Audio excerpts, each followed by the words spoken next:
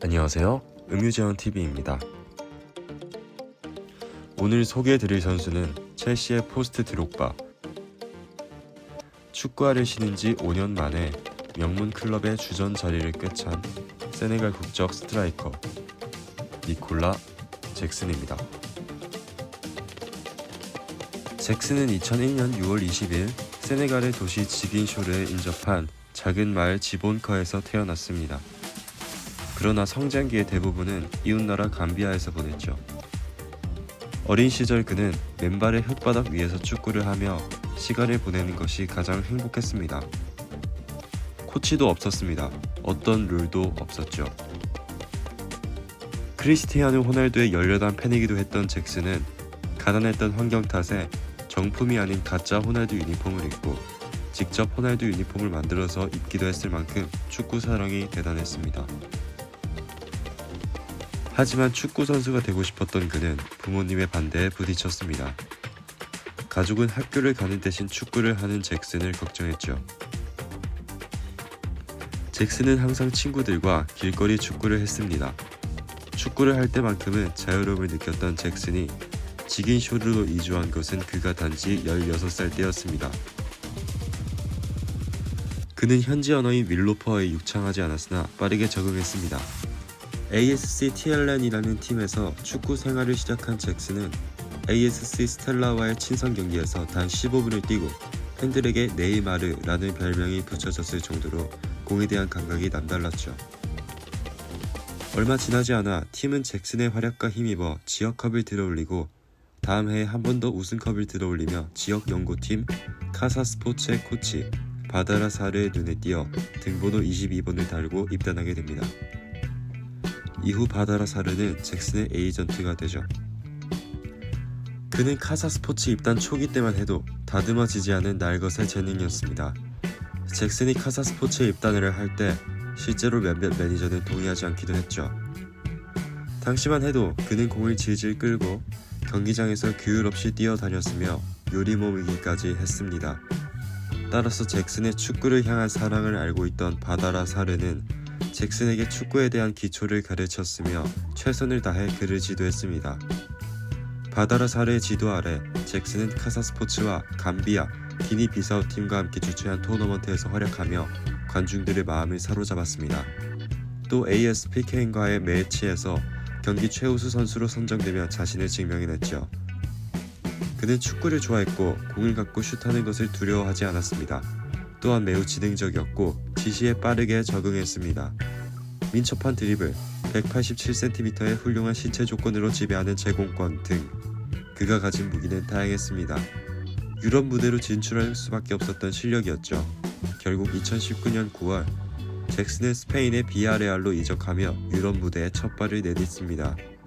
그러나 유럽이라는 새로운 대륙에서 가족과 떨어져 지내며 다른 언어, 다른 음식에 적응해야 하는 잭슨은 힘든 시기를 보냈습니다.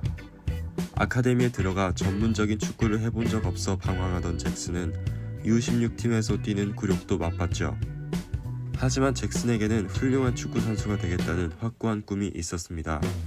스페인 2부 리그 팀인 CD 미란데스로 임대된 잭슨은 2020년 10월 18일 마요르카를 상대로 유럽 데뷔 무대를 치르고 그해 11월 28일 자신의 데뷔골을 넣었습니다.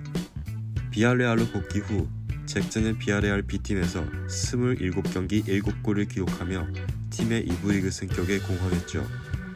22-23 시즌 잭슨은 비아레알 1군으로 콜업되며 원정에서 치러진 레알 바야돌리드와의 리그 첫 경기에서 선제골을 넣으며 1구 첫 득점을 기록하였습니다.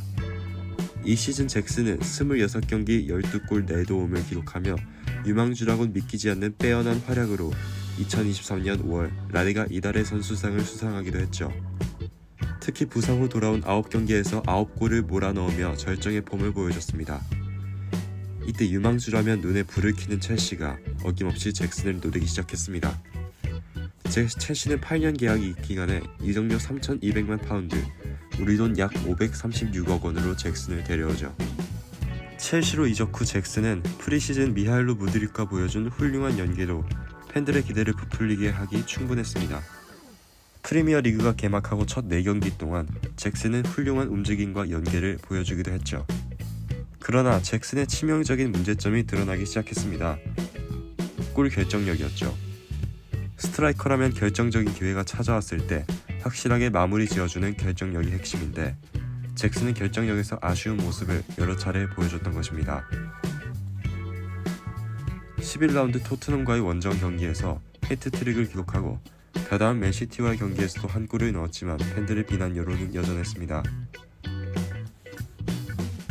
시즌이 끝나고 잭슨은 프리미어 리그에서만 24개의 빅찬스 미스를 기록하기도 했죠.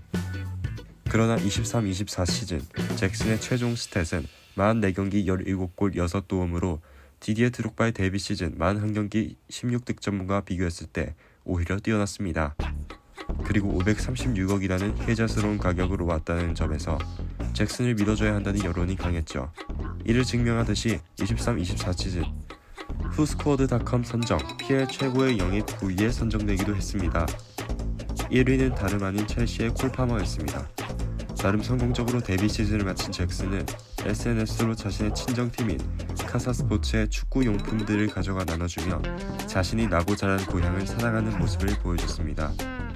이전 구단인 스페인의 비아레알과 미란데스에서 뛸 때 시즌 내내 팀 동료들로부터 남는 키트를 집에 모았고 시즌이 끝날 때 큰 상자 여러 개에 담아 지긴쇼를로 가져갔던 것이죠.